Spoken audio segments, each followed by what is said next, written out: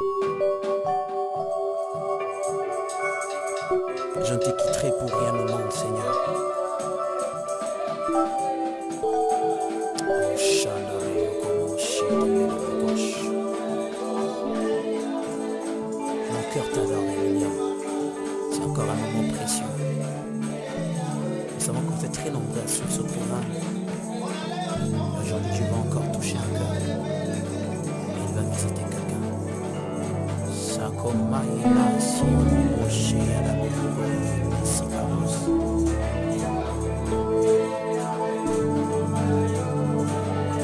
Embroche Kanomeya Sakabo Yemash Izo Meyenesi Aloshi Hiramai Kodes Moniye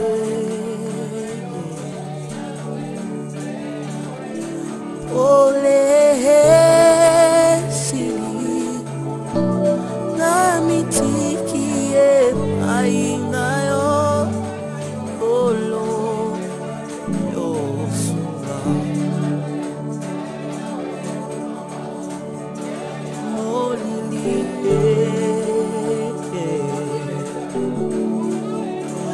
Ole Sili Namitiki Ainayo Olo Yosura Kufa Ebeni Nanda Kunagaye Susuli Sagaitame Mokano Dayo Satana Telemi Libo Sonae Nakomo Nae Isu Nako Longa Sambe Sambe Bate Lakapana Nayo Sokyo Obateli Elogai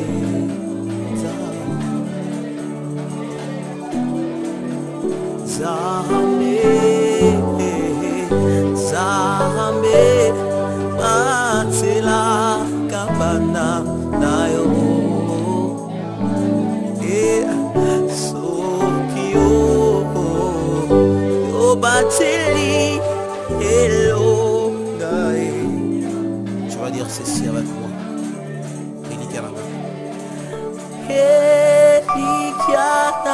Elikiatangai Ezalitayo Kolo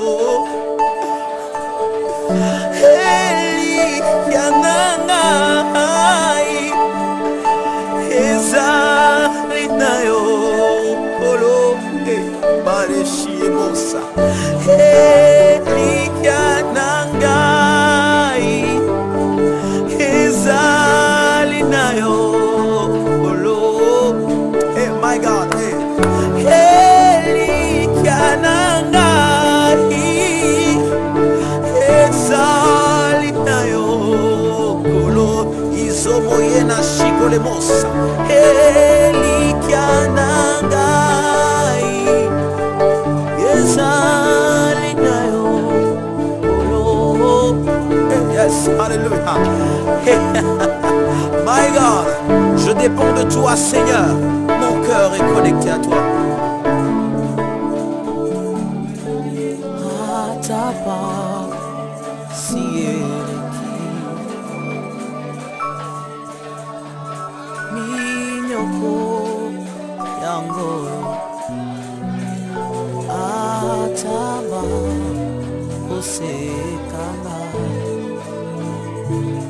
Kanae miete nako banzela na yote oyo nzambe mobateli na ngai tambola lopene na ngai ongana lo yombe bomo yombe elikia na ngai olo nafuka mbeli yo yawe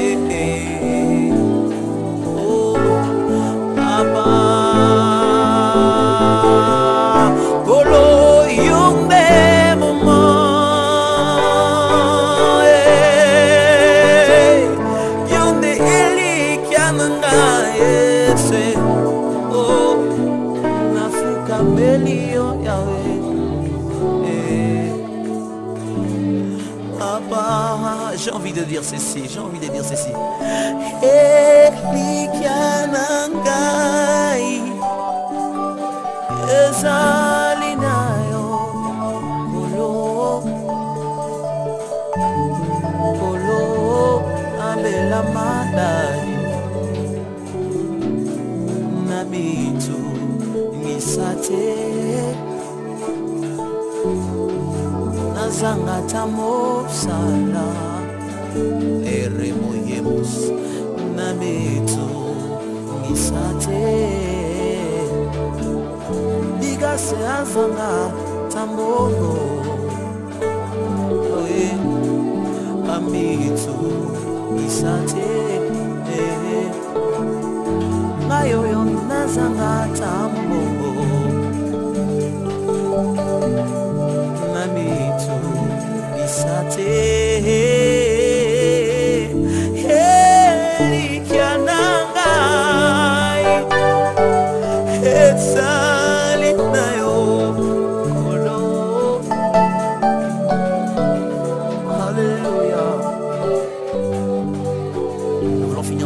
J'aimerais qu'on nous reprenons un peu le morceau parce que l'Esprit Saint me pousse à dire ceci.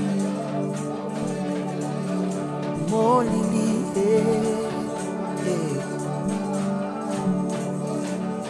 ole sili na mitiki pai na yo kolo yo sunda.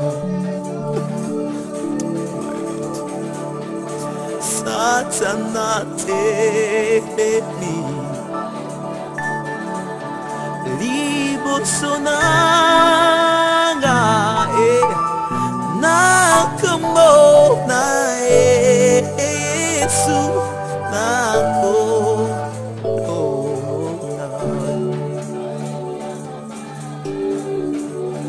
kufa ebelemi nanda kunanga so soli sangai sabe moka no mayo same same bazela kabana nayo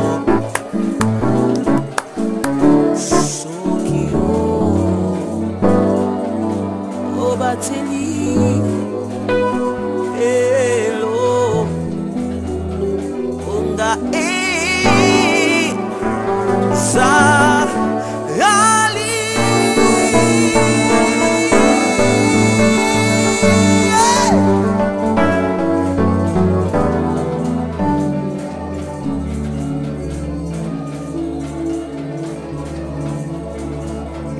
bénissez votre frère Emmanuel Monson, le chakra feu refuge des dieux. Nous vous donnons rendez-vous à un prochain numéro. Mon cœur t'adore, God bless you.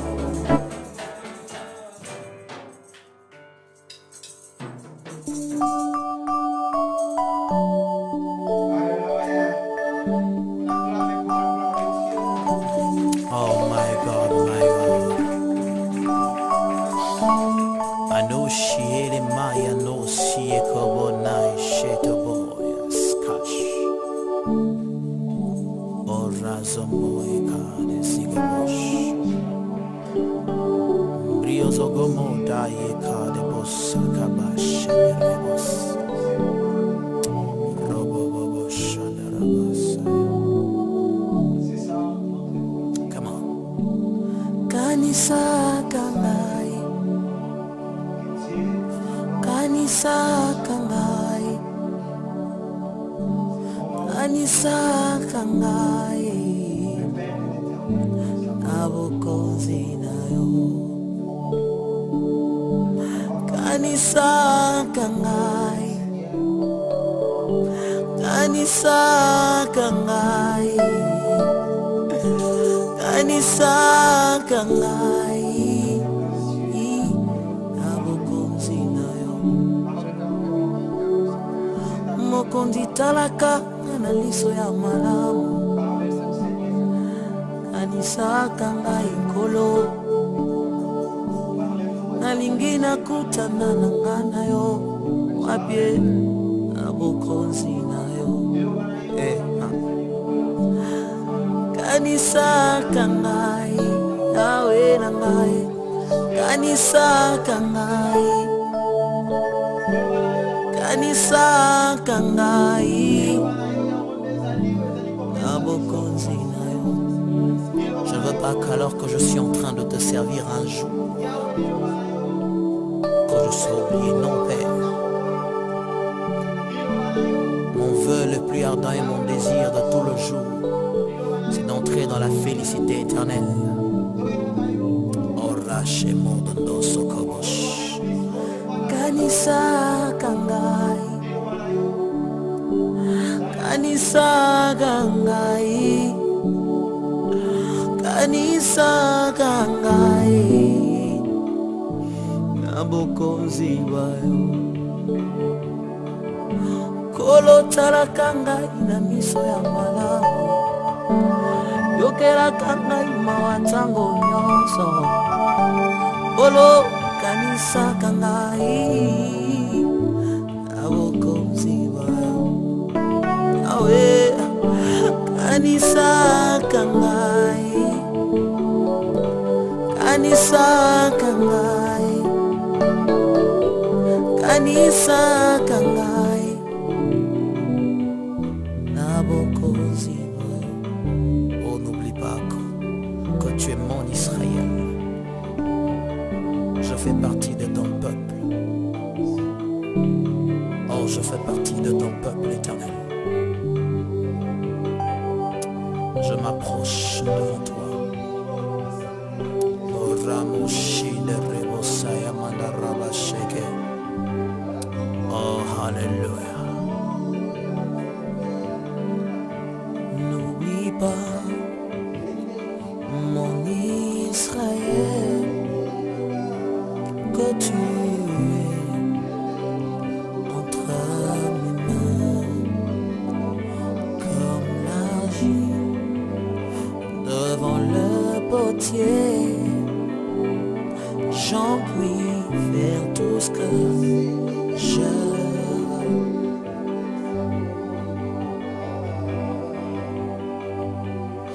N'oublie pas mon enfant que tu es entre mes mains comme l'argile devant le potier. J'en puis faire tout ce que je veux. Je m'approche comme une offrande à ton service, toi mon sauveur. Façonne-moi à ton image, je veux être ton instrument. Devant toi, je m'approche. Change-moi, change-moi, souverain, potier.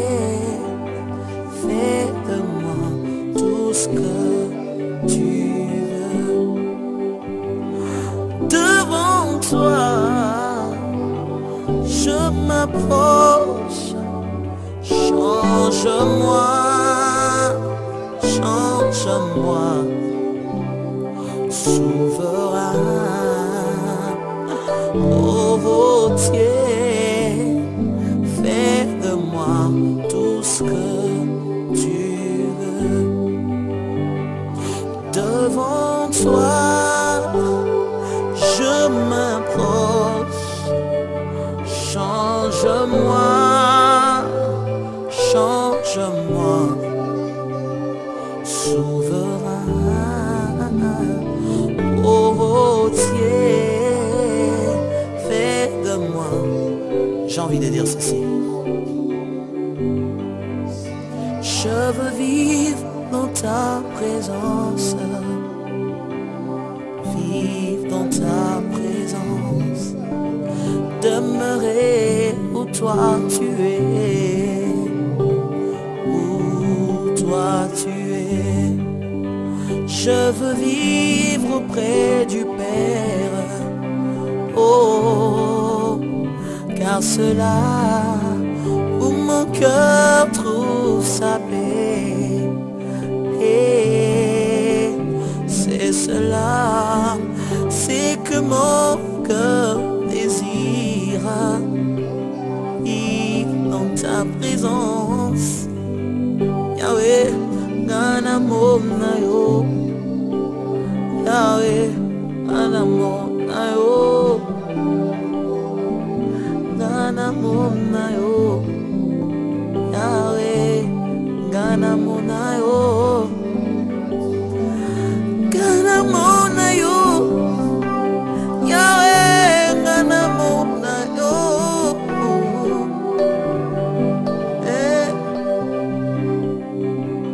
On va finir en disant ceci. Devant toi, Nami Bondi, Ongolangae, Isanga Oyoyo Zali, Kolonangae, Yahweh Nangae. Que Dieu vous bénisse. Je remercie ce frère, l'ingénieur Bigas, qui m'accompagne tous les jours. Et soyez bénis, soutenez cette œuvre, car l'Éternel vous bénira encore énormément. Mon cœur t'adore, c'est un programme pour toi et pour la famille. God bless you. Amen, c'est votre frère Emmanuel, nous sommes le choix parfait et réfléchi de Dieu. Que Dieu soit loué. Nous allons prendre nos Bibles.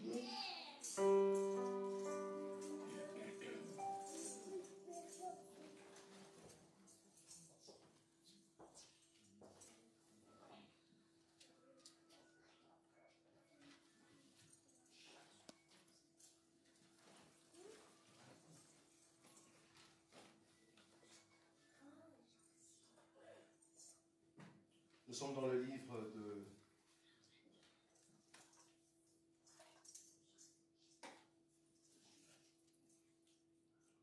Marc, chapitre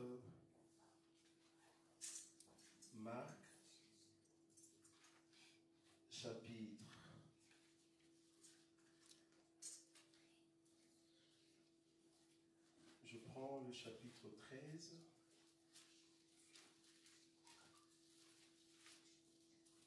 Marc, chapitre 13. Je commence à partir du 34e verset. Marc 13, verset 34.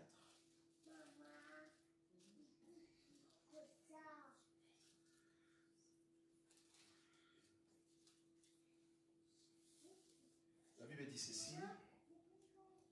Marc 13, à partir du 34e verset, la Bible dit ceci. Il en sera comme d'un homme qui, partant pour un voyage, laisse sa maison, remet l'autorité à ses serviteurs, indique à chacun sa tâche et ordonne au portier de veiller. 35. Donc, veillez donc,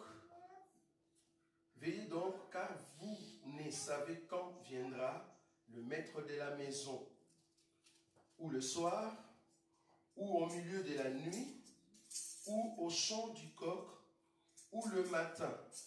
Craignez qu'il ne vous son arrivée soudaine, c'est que je vous dis, je le dis à tous, veillez. Je prends encore une autre écriture. Je prends encore une autre écriture. Je prends Matthieu. Matthieu chapitre. Je prends Matthieu chapitre.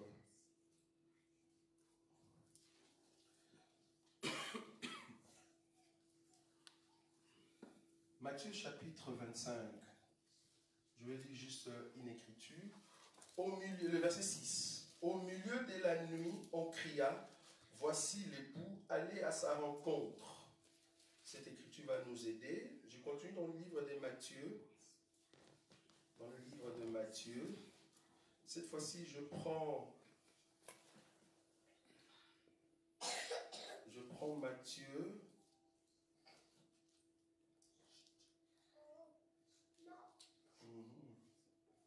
Matthieu chapitre 26, oui c'est ça. Matthieu chapitre 26, je commence à partir du verset 69. C'est un long chapitre. Matthieu chapitre 26, 69. Cependant, Pierre était assis dehors dans la cour. Une servante s'approcha de lui et dit, toi aussi tu étais avec Jésus le Galiléen. Mais il les nia devant tous, disant, je ne sais ce que tu veux dire. 71. Comme il s'est dirigé vers la porte, une autre servante le vit et dit à ceux qui se trouvaient là, celui-ci était aussi avec Jésus de Nazareth. Il le nia de nouveau avec serment. Je ne connais pas cet homme. Peu après, ceux qui étaient là, s'étant approchés, dirent à Pierre, certainement tu étais ou tu es aussi de ces gens-là, car ton langage te fait reconnaître. 74. Alors il s'est mis à faire des imprécations et à jurer, je ne connais pas cet homme. Aussitôt les coqs chanta. Et Pierre se souvint de la parole que Jésus avait dite, avant que les coqs chantent, tu me réuniras 3 fois. Et étant sorti, il pleura amèrement. Amen. Parole du Seigneur. Amen. Nous vous saluons tous au nom de notre Seigneur Jésus. Amen. Comme vous allez le remarquer, nous allons petit à petit terminer notre enseignement. Si Dieu le veut, le dimanche prochain, je vais mettre un point virgule pour cet enseignement sur le royaume des cieux. Et si Dieu nous permet, nous allons encore revenir là-dessus. Parce que je trouve qu'il y a une partie où je ne saurais les donner vu les préoccupations que nous avons. Alors aujourd'hui, nous allons toucher encore un élément sur le besoin. Aujourd'hui, je veux parler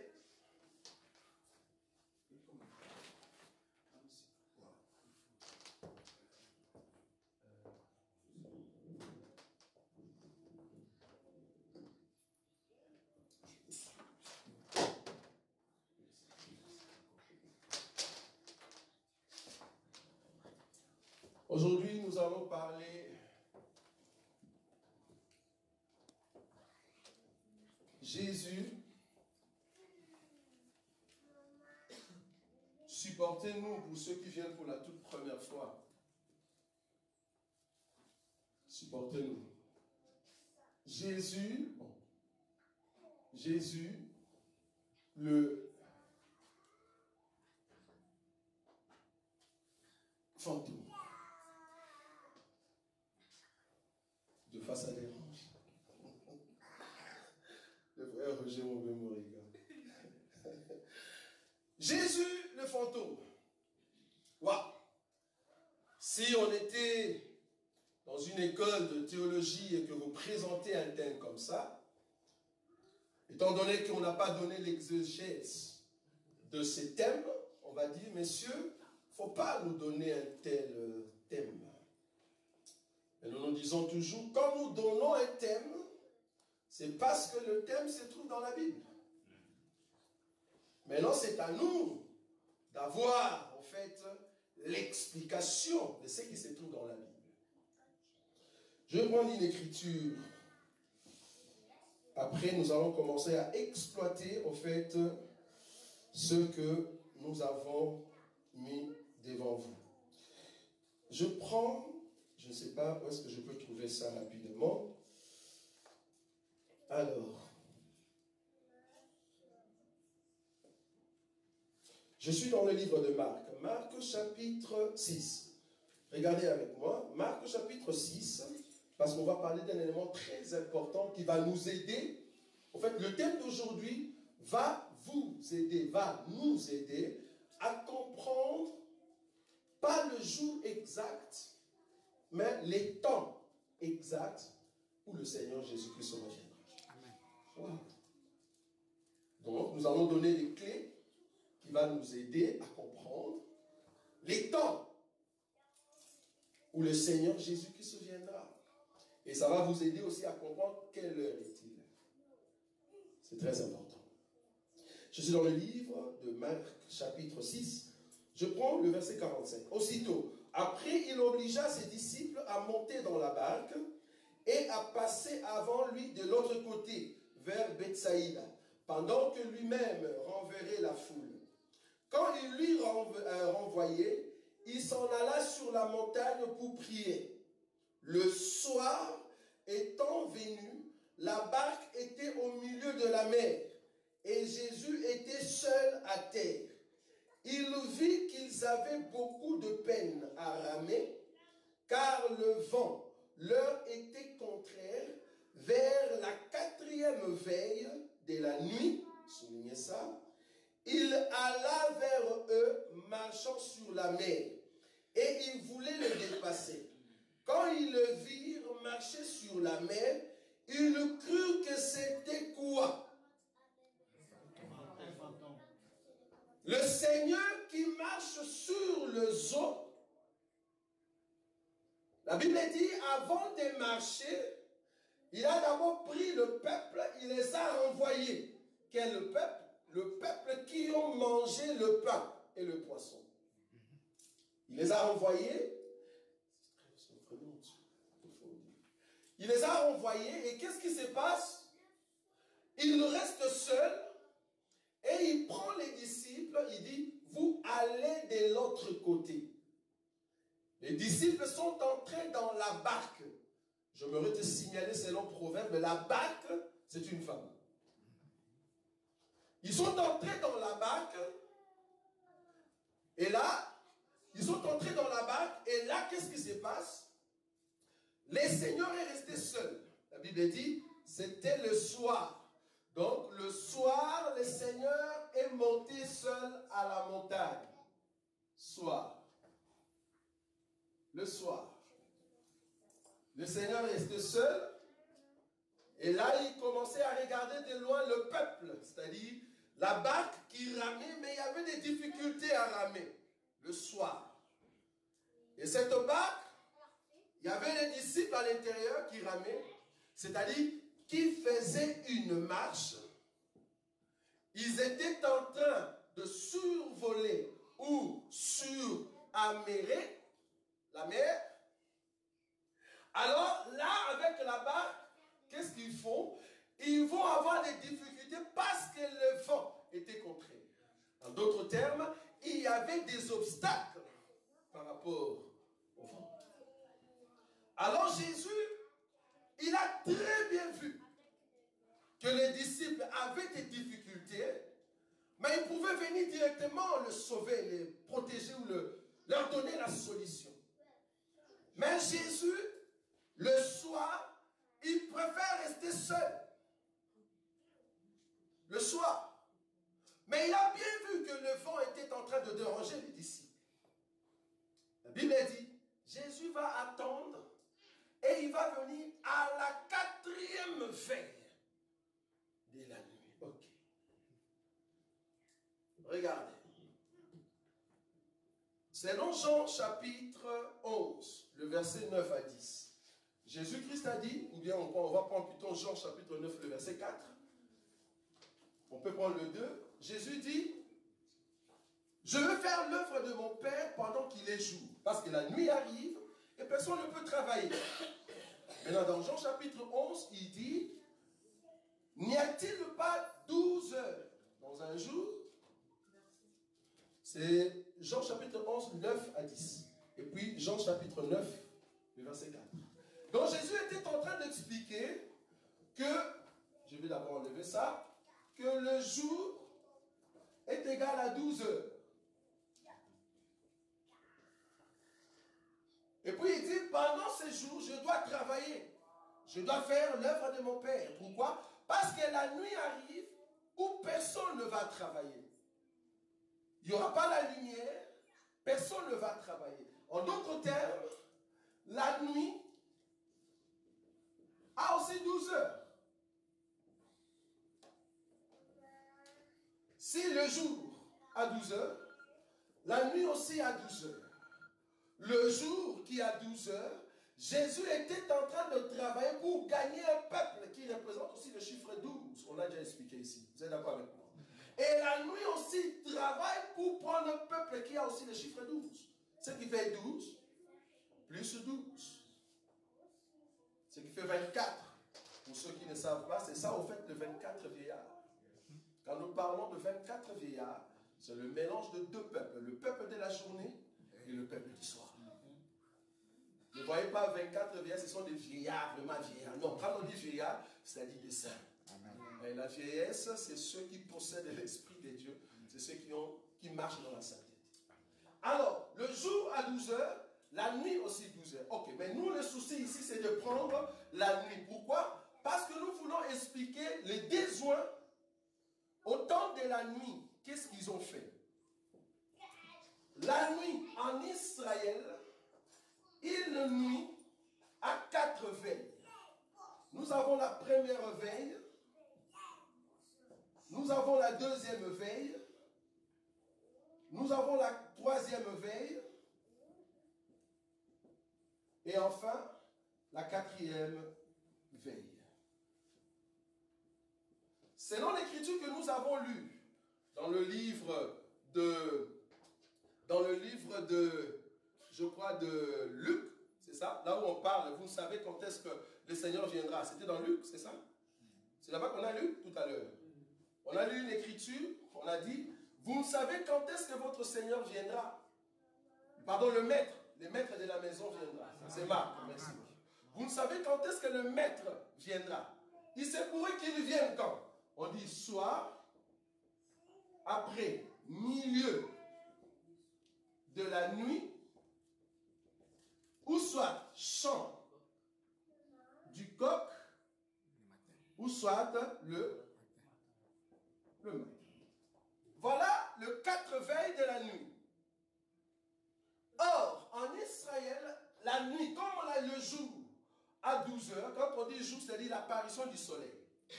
Comme le jour commence, le jour à 12 heures, la nuit aussi à 12 heures. En d'autres termes, le veille, nous le subdivisons en 3. Oui, à 4.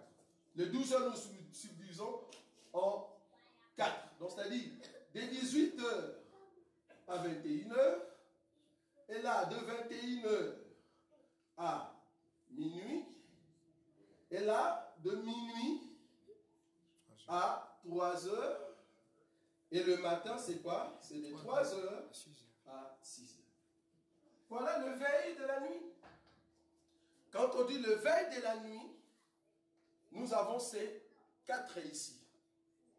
Alors, quand la Bible nous dit que Jésus est venu à la 4e veille, regardez avec nous, on a dit que Jésus est venu à la 4e veille de la nuit, donc Jésus est venu entre 3 heures et 6 heures. C'est là-bas, à la 4e veille, que le Seigneur se présente comme étant un fantôme. Vous êtes d'accord avec moi? Jésus se présente comme un fantôme entre 3 heures et 6 heures. Il se présente comme un fantôme. Mais regardez, mais à la 3e veille, nous avons le chant du coq. Vous avez vu? On dit que troisième veille, cela correspond au chant du coq. Donc les coqs chantent entre minuit et 3 heures. À part la troisième veille, nous avons la deuxième veille. La deuxième veille, c'est de 21 heures à minuit. La Bible appelle ça milieu de la nuit. Quand on dit au milieu de la nuit, je pris l'écriture de Matthieu, chapitre 25, pour les vierges, sages et folles. La Bible dit au milieu de la nuit. Le milieu de la nuit, ce n'est pas minuit. Le milieu de la nuit, c'est entre 21 heures et 0 heures par rapport à notre montre. Parce que c'est la deuxième veille. Mais ce n'est pas minuit ou 21 heures avec ta montre. Non, c'est un temps. Et ce temps, c'est un temps où les hommes doivent se reposer parce qu'ils sont fatigués dans leur travail. Mais c'est pendant ces temps-là, la Bible dit, les vierges dormaient aussi. C'est-à-dire, il y a un sommeil. Parce que c'est le milieu de la nuit. Et à part la deuxième veille, nous avons la première veille qui est le soir. À chaque fois, la Bible parle du soir, c'est en fait les débuts de la nuit, de 18h jusqu'à 21h. Pourquoi j'ai donné ces choses? C'est pour dire que Jésus qui se présente comme étant un fantôme à la quatrième veille, remarquez que la quatrième veille, le Seigneur marche sur les eaux, marche sur la mer. En d'autres termes, il a l'autorité sur la mer. Qui dit la mer, c'est-à-dire le peuple, les nations. Vous avez compris ça? Là, il est le grand Seigneur. Quand nous disons que Jésus le fantôme, ce n'est pas moi qui ai dit, ce sont les disciples. Que le Seigneur qui marche au-dessus des eaux, ce n'est pas un homme ordinaire. Parce que pour le moment, le Seigneur que nous élevons, c'est un Dieu puissant qui est au-dessus de tout homme, au-dessus de toute langue. C'est un fantôme, frère. La Bible dit, le fantôme qui marche sur la mer, c'est-à-dire le Seigneur qui a l'autorité sur le peuple, c'est là-bas qu'il vient dire à Pierre, maintenant tu peux sortir de là-bas et marcher comme moi pour que toi aussi tu deviennes fantôme. Ah, nous comprenons, un fantôme ne peut épouser qu'un fantôme. Amen. Parce que Jésus, qui marche déjà sur les eaux, c'est un fantôme. Quand Jésus dit à Pierre, toi aussi sors de la barque, marche sur les eaux, il devient aussi fantôme. Or, le Pierre qui sort de la barque pour aller vers Jésus, c'est la Vierge sage qui monte en enlèvement à la rencontre de celui qui est dans les airs. Est-ce que vous avez vu ça?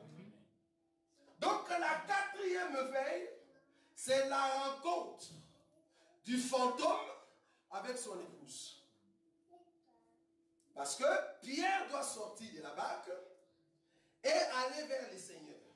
Dans cette veille-là aussi, il y a une partie de Pierre qui est submergée dans la mer, c'est-à-dire la Vierge folle. Est-ce que vous voyez ça? Donc il y a d'abord le Pierre qui sort debout, qui marche sur les eaux. Ça, c'est la Vierge sage. Mais il y a aussi ceux qui avaient peur du vent. À cause de la persécution, ils ont cédé. Ce peuple-là, la Bible dit, Pierre était une partie engloutie. La partie engloutie de Pierre, c'est ça la Vierge folle.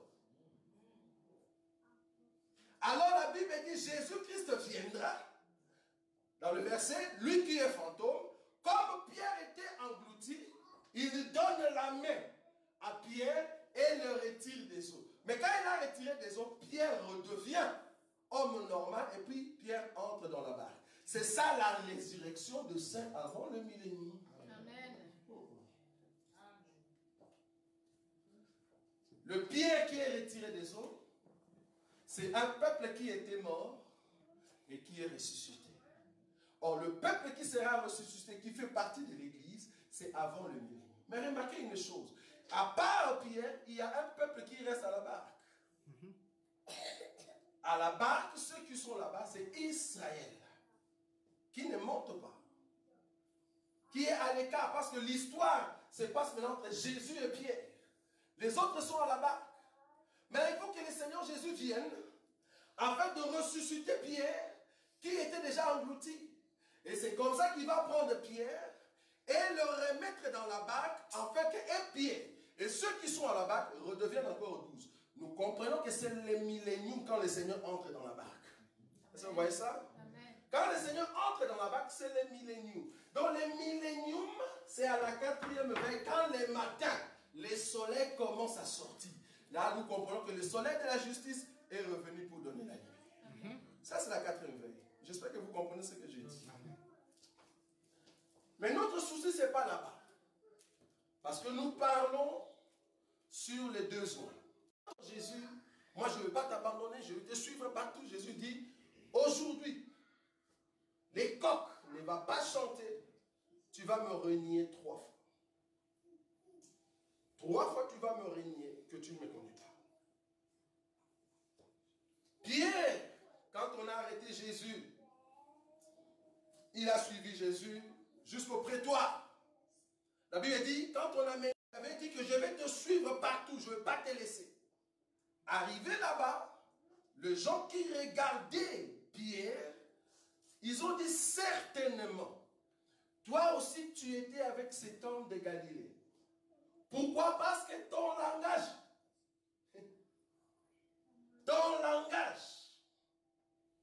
est changé, ton langage se voit que tu es comme cet homme-là. Je veux quand même exhorter une personne. Dans l'évangile, étant donné que ton langage n'est pas comme le Seigneur, tu n'es pas ami du Seigneur. Nous devons avoir le langage du Seigneur. Et le monde va comment? Tu es chrétien? Oui. Mais comment vous le savez? Mon langage. Quand je dis langage ici, ce n'est pas un bon français. Quand je dis langage, ce n'est pas le lingala. Langage, c'est la pratique de la parole de Dieu. Quand on vous voit, on voit Dieu. C'est là-bas que nous disons, nous avons le langage du ciel.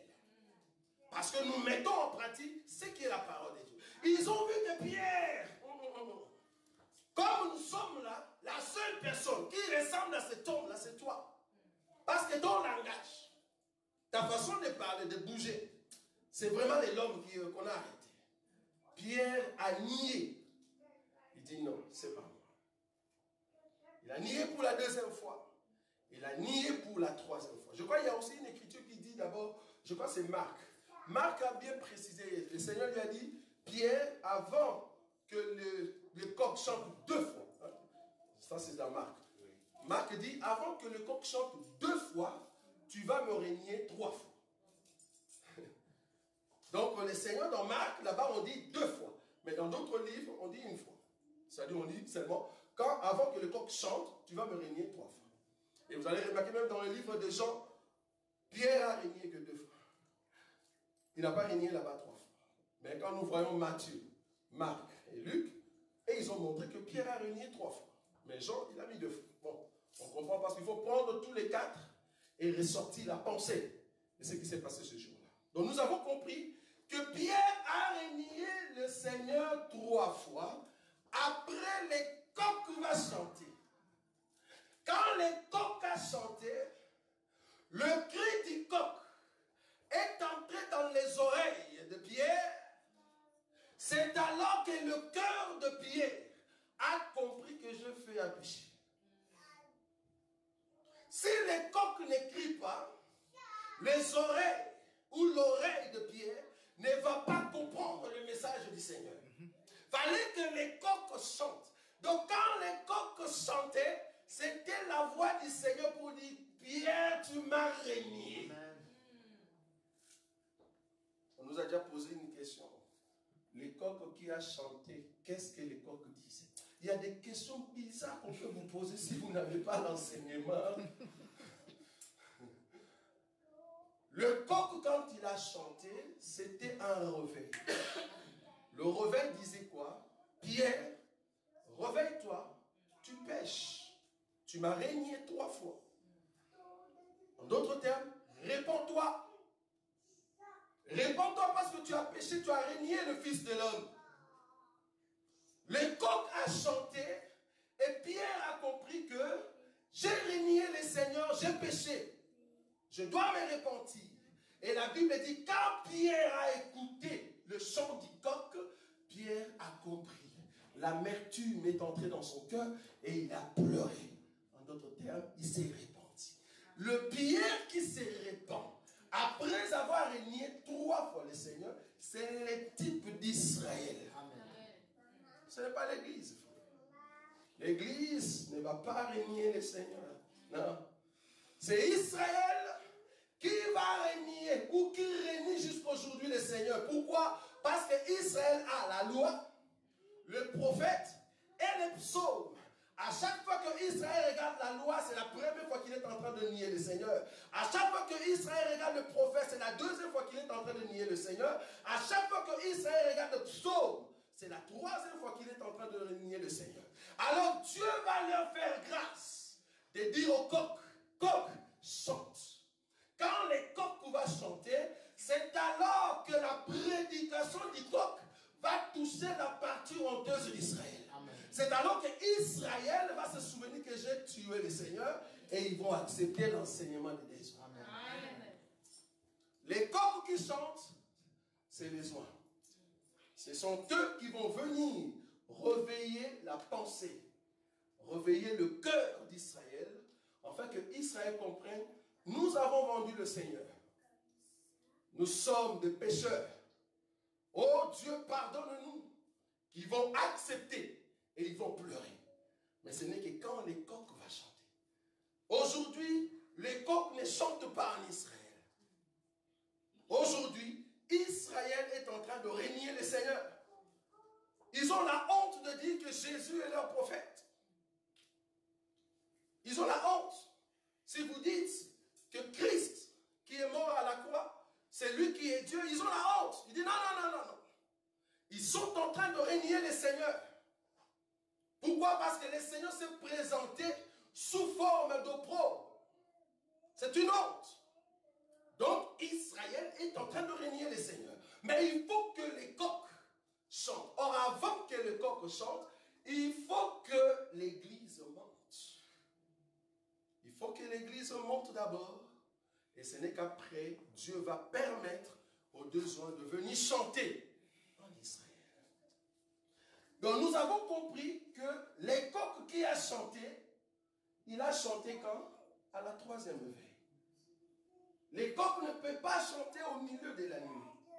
Au milieu de la nuit, nous avons le cri d'un homme qui est en train de crier, voici l'époux, allez à sa rencontre. Donc la 2e veille, c'est quand la voix de l'évangile est en train d'appeler la femme. On dit voici l'époux. Or quand l'époux se présente, c'est parce qu'il y a une femme quelque part. Mais à la 3e veille, on ne crie pas voici l'époux. Parce que Israël pour le moment n'est pas l'épouse, frère. C'est l'Église qui est épouse. Donc l'Église est en train d'écouter la parole de Dieu à la 2e veille. C'est là-bas que nous nous préparons pour écouter l'évangile. Parce qu'il y a un homme, selon Matthieu chapitre 25, le verset 6, qui a crié, voici l'époux, allez à sa rencontre. On a été étonné de voir un homme de Dieu qui a dit, moi je suis le cri de minuit. Donc, toute personne qui est église et qui veut aller au ciel, il faut écouter ma voix. Nous avons dit non. La personne qui a crié, c'est l'évangile. C'est la parole qui crie dans le cœur des ministres aujourd'hui, afin de réveiller l'église. Souvenez-vous que toutes les 10 étaient endormies. Il faut réveiller l'église. On réveille l'église par la voix de l'évangile, par la voix de la parole. C'est là-bas que l'église se réveille. Mais c'est quand? C'est à la 2e veille. Donc, comme nous sommes en train de parler ici, nous ne sommes pas encore au chant du coq. Donc, nous passons un temps entre 21h et minuit. Entre 21h et minuit, la Bible l'appelle milieu de la nuit. Dans la montre de Dieu, étant donné que l'église n'est pas encore partie, nous sommes encore au milieu de la nuit. Là où tout le monde dort. Mais cependant, nous avons nos vases avec l'huile. C'est là-bas que nous sommes en train de préparer pour rentrer à la maison. Et c'est alors que les 2 oies, qui représentent les coqs ici, viendront pour annoncer la bonne nouvelle. Je prends encore une autre écriture. Je suis dans le livre de Exode. Regardez cette écriture. Exode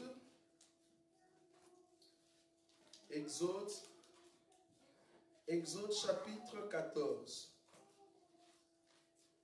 Exode chapitre 14.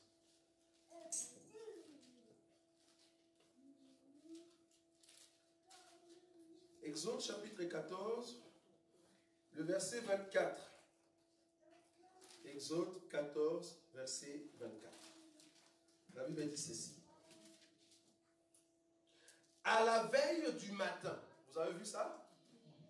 À la veille du matin, l'Éternel, de la colonne de feu et des nuées, regarda les camps des Égyptiens et mit en déroute les camps des Égyptiens. Il ôta le roue de leurs chars et en rendit la marche difficile.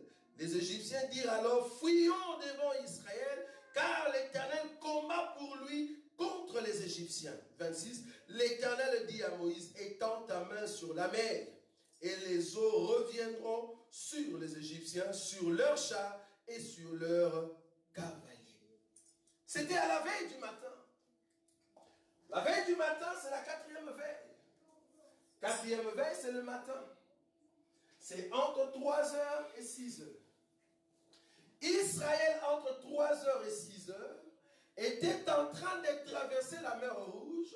Ils sont arrivés de l'autre côté. Il y a aussi Pharaon et son armée qui viennent pour entrer dans la mer.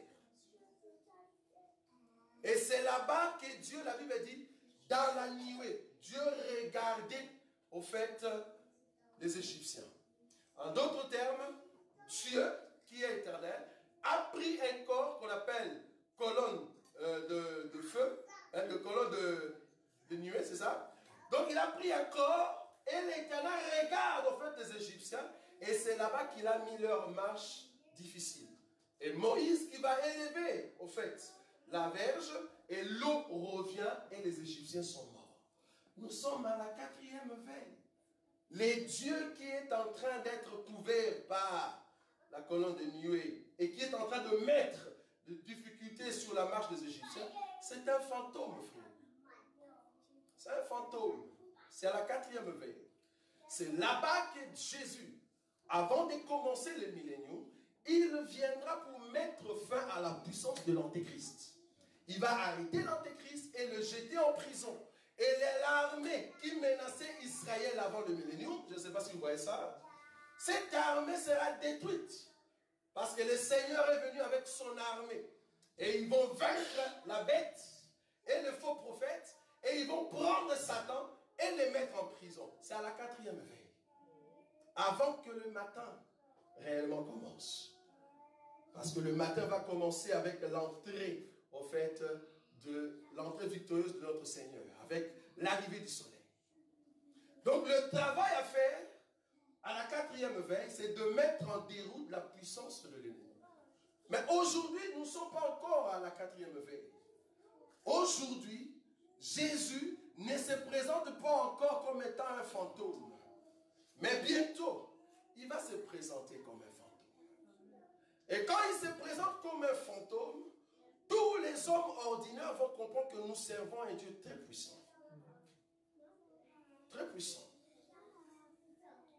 Et il n'y a aucune puissance qui peut aller au-delà de sa personne. Parce que la Bible dit, il marchait sur les eaux. L'eau était sous ses pieds. C'est là-bas que la terre devient son marchepied. Pourquoi? Parce qu'il doit prendre possession. Prendre possession.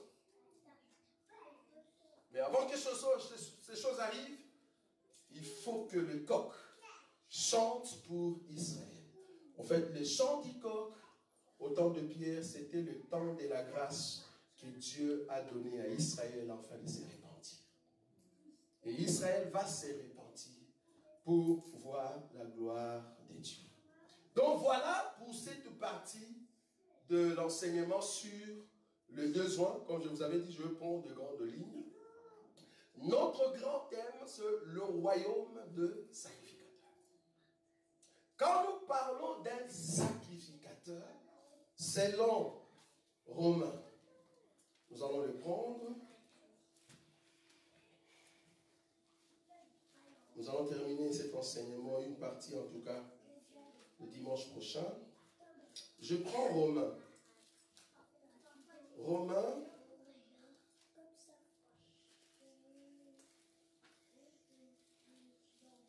Romains, chapitre 12.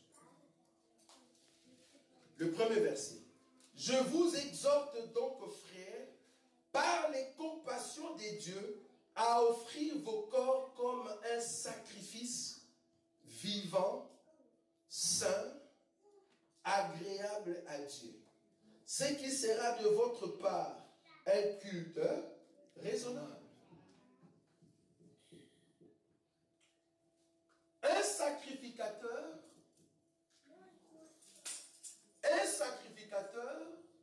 c'est quelqu'un d'abord qui se sacrifie. Un sacrificateur, c'est quelqu'un qui se sacrifie. En d'autres termes, tu es né dans une famille, mais tu sors de cette famille et tu te donnes à Dieu. C'est-à-dire, tu n'as plus besoin d'être lié par des coutumes, des rites, des principes de la famille. Pourquoi? Parce que tu as trouvé une nouvelle famille. Tu dois prendre ta vie et te sacrifier à Dieu. C'est pour cela un sacrificateur, si dans sa famille, ici je parle par rapport à la loi, et qu'il y a quelqu'un qui est contre l'Éternel, le sacrificateur est prêt de prendre le couteau et de tuer la personne. Pourquoi? Parce que le sacrificateur ne fait plus partie de sa famille. Un sacrificateur, c'est une personne mise à part. Tout ce qui te concerne, c'est la vie de Dieu. Un sacrificateur ne regarde plus le monde comme tout le monde. Un sacrificateur voit le monde avec l'œil de Dieu. Donc tout ce qui se passe dans le monde, ça ne lui concerne plus parce que sa vie a été donnée en offrande au Seigneur. Je vous avais dit au commencement de cet enseignement que nous serons établis sacrificateurs dans le royaume. C'est dans le royaume des milléniums. Mais aujourd'hui, si nous sommes vivants, nous sommes en train d'apprendre comment nous allons vivre. Donc nous sommes au temps des stages. Parce que pour être sacrificateur, c'est à l'âge de 30 ans. Mais il faut d'abord commencer un stage de 5 ans. C'est-à-dire il faut entrer à l'âge de 25 ans. De 25 à 30 ans, ça fait 5.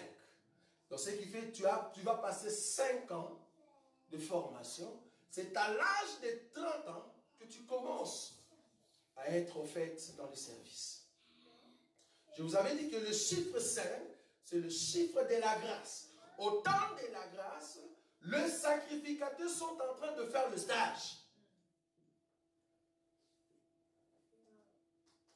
Un sacrificateur, comme je le dis, c'est une personne qui ne s'aime plus. Deux fois, quand tu es devant le miroir, tu te dis, non, j'aime pas mon corps. Je ne veux pas que mon corps me dirige. Un sacrificateur n'est pas dirigé par sa femme. Parce que si votre femme qui est la chair vous dirige, il y a un souci. Parce qu'un sacrificateur n'écoute que ce que Dieu lui donne et ce que Dieu lui demande. Donc ta chair ne peut pas te commander. Non. Tu dois être commandé par l'esprit que tu as reçu.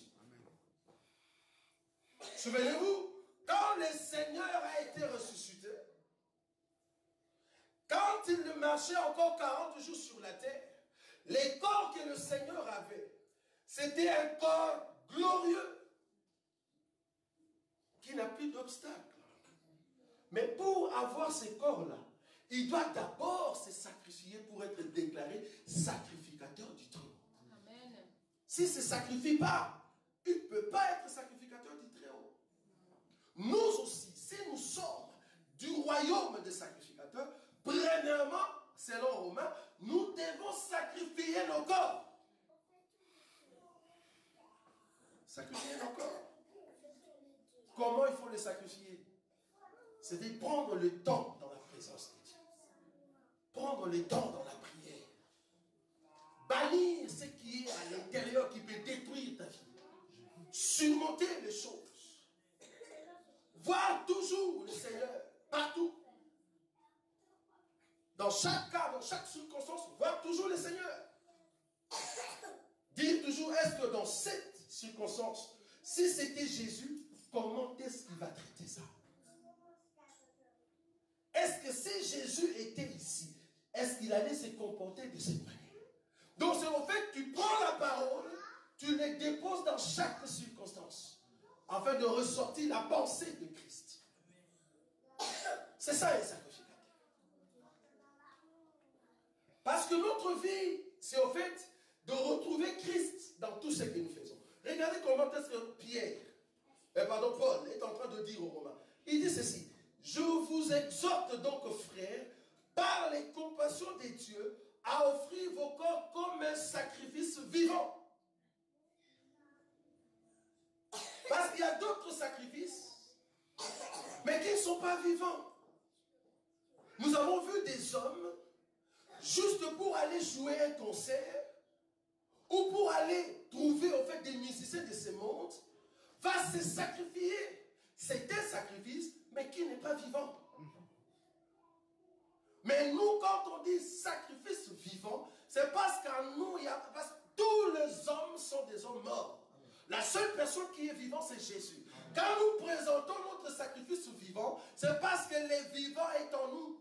Nous qui sommes morts, et nous retrouvons la vie en Jésus-Christ.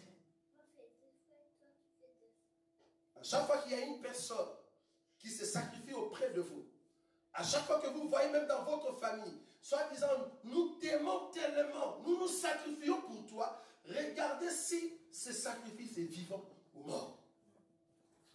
Mais nous, quand nous nous donnons à Jésus, nous nous donnons avec un sacrifice vivant. Parce que nous avons la parole vivante. C'est ça qui nous rend vivants dans la présence de Dieu. Deuxième élément, il dit,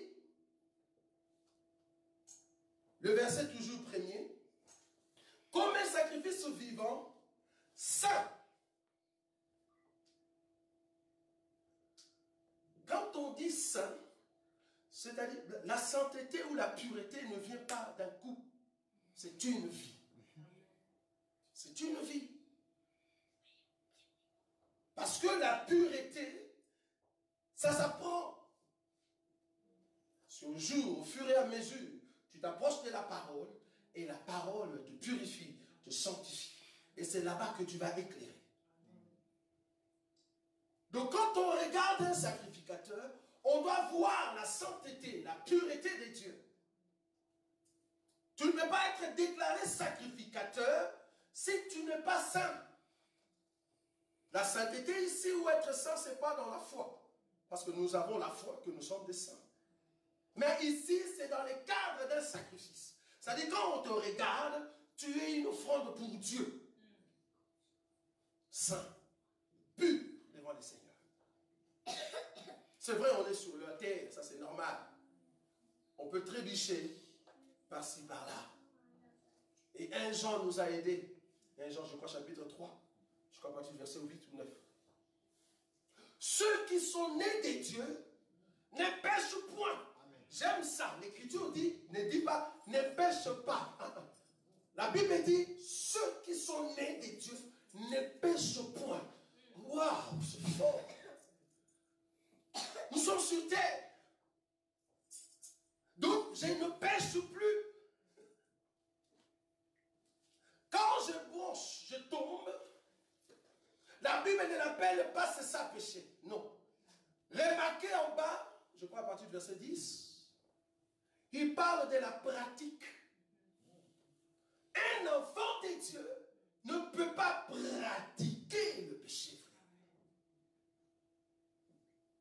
C'est ça être saint.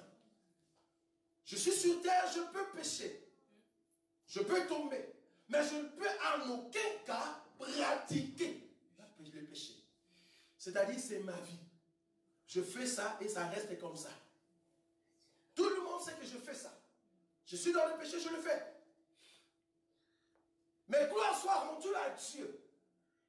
Parce que ce qu'il a appelé, il va préparer toujours un chemin jusqu'à les amener à la perfection. C'est ça qui est très bon. C'est-à-dire, même quand tu tombes et que tu n'as pas encore saisi la grâce de Dieu, de saisir la pensée de Dieu, mais si tu viens du ciel, vouloir ou pas, tu vas te repentir et tu vas rentrer dans le chemin. Amen. Tu vas retrouver le Seigneur. Amen. Mais si tu n'es pas dans le plan de Dieu, même si tu te sacrifies, même si tu fais de jeûne, si tu n'es pas dans le plan de Dieu, tu peux passer 40 ans dans la présence des hommes de Dieu, mais devant Dieu, tu n'es pas. Amen. Pourquoi? Parce que tu n'es pas dans le plan de Dieu. Et si tu es dans le plan de Dieu, même si tu tombes aujourd'hui, même si les hommes se moquent de toi, mais parce que tu es dans le plan de Dieu, tu vas te relever. Amen. C'est ça le plan de Dieu. C'est pour cela que nous disons, dans la chair, nous pouvons juger notre frère, notre soeur. Mais s'il est dans le plan de Dieu et qu'il n'est pas encore mort, nous croyons que Dieu va les rétablir. Amen. Parce qu'il est Dieu bon. Notre sacrifice doit être saint. Nous sommes appelés saints parce que le Dieu de la sainteté habite en nous. Amen. La parole qui purifie nos cœurs. Troisième élément, il dit, vous le sacrificateur qui s'est sacrifié, il dit ceci, ça doit être agréable. Quand on parle de quelque chose agréable ou agréé, on parle par rapport à l'odeur. Souvenez-vous que dans la présence de Dieu, quand on allumait au fait l'animal, il faut que l'odeur soit d'une odeur agréable à Dieu. Nous devons être agréables à Dieu. Si nous ne sommes pas agréables à Dieu, c'est-à-dire nous sentons mauvais. Je ne parle pas de sentir mauvais dans le sens du corps, ou ergonométrique comme on dit. Non. Je parle ici dans le sens où nos vies spirituelles ne sont pas bonnes devant Dieu. Nous devons être agréables. En d'autres termes, vivre au fait l'odeur, le parfum de notre Seigneur. À chaque fois quand vous priez, dites Seigneur, la Bible dit revêtez-vous de Christ. Je permets au Dieu de gloire. Je ne suis pas fort, je suis faible. Je suis un homme. Il y a des choses qui peuvent arriver dans ma vie. Je souffre de foi. Il y a le péché qui me dérange. Mais moi-même, je ne peux pas. C'est toi qui es l'habit, qui me donne l'odeur dans la présence de Dieu. Le parfum. C'est lui qui est le parfum. Quand les diables et les démons regardent, ils voient le parfum qui sort de vous. Amen. Vous n'êtes pas fort. Aucun de nous est fort, bien-aimé.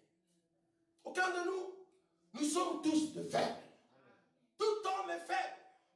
Et la Bible rajoute tout plus fort. Tout homme est menteur. Aucun homme est verdict. Seul Dieu est verdict. Donc quand nous nous approchons de lui, nous demandons qu'il nous donne le parfum pour que nous soyons agréables à Dieu. Et j'aimerais vous dire, ce n'est pas facile. Ça demande une repentance sincère devant Dieu. Des fois, vous pouvez voir une personne qui se met debout, vous dites, ah, peut-être la personne est bien devant le Seigneur. Non! Quand la personne pleure dans sa chambre, vous n'êtes pas là. Quand la personne pleure dans sa chambre pour que Dieu lui donne la grâce, vous savez comment la personne pleure. Il n'y a personne qui est fort. Seulement Jésus qui est fort. Ma prière est que l'ensemble des élus de Bruxelles, nous voulons être un sacrifice. Amen. Sacrifice saint, agréable et vivant. Que Dieu, quand il regarde les cultes, quand Dieu nous regarde, que Dieu regarde l'odeur qui sort de nous. Une odeur qui donne gloire à Dieu. Amen. Mais si nous allons continuer avec une odeur qui te plaît à Dieu, comprenez qu'il y aura toujours des calamités dans nos vies. Des calamités. J'aime beaucoup Étienne. Il regardait les gens qui les lapidaient. Il pouvait dire, waouh Seigneur, descends dans ta gloire et écrase-le. Mais non, Étienne n'a pas vu ça. Étienne a dit, non Seigneur, si tu descends maintenant, tu les écrases, parmi eux, il se pourrait qu'il y ait un enfant de Dieu. Ils vont aller tous en enfer. Pardonne-le, car ils ne savent pas ce qu'ils font. Pourquoi il a dit ça? Il ne savait pas que par l'Esprit, il y avait un Paul. Paul était là, un enfant de Dieu. Nous ne demandons pas à Dieu de consumer nos ennemis. Non, nous disons à Dieu, pardonne-leur, car ils ne savent pas ce qu'ils font. Amen. Mais le jour où tu vas le rencontrer sincèrement, ceux qui t'appartiennent vont changer. Ils vont vivre la main de Dieu. Amen. Nous sommes debout, nous allons prier.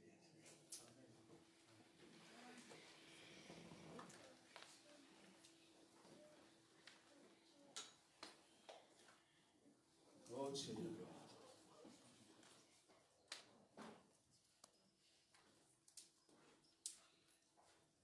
Dieu de gloire,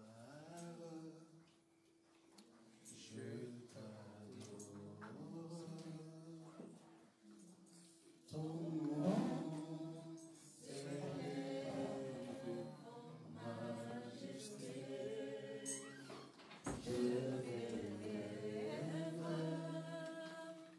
Je célèbre ta puissance, ton règne, ton autorité. Digne es-tu, agneau de Dieu. Digne es-tu, agneau de Dieu. L'univers entier proclame la bonté de ton Seigneur. Digne es-tu, agneau de Dieu. Digne es-tu, agneau de Dieu. Tous les anges ensemble acclament la puissance de ton nom. Commence à élever les noms de Jésus.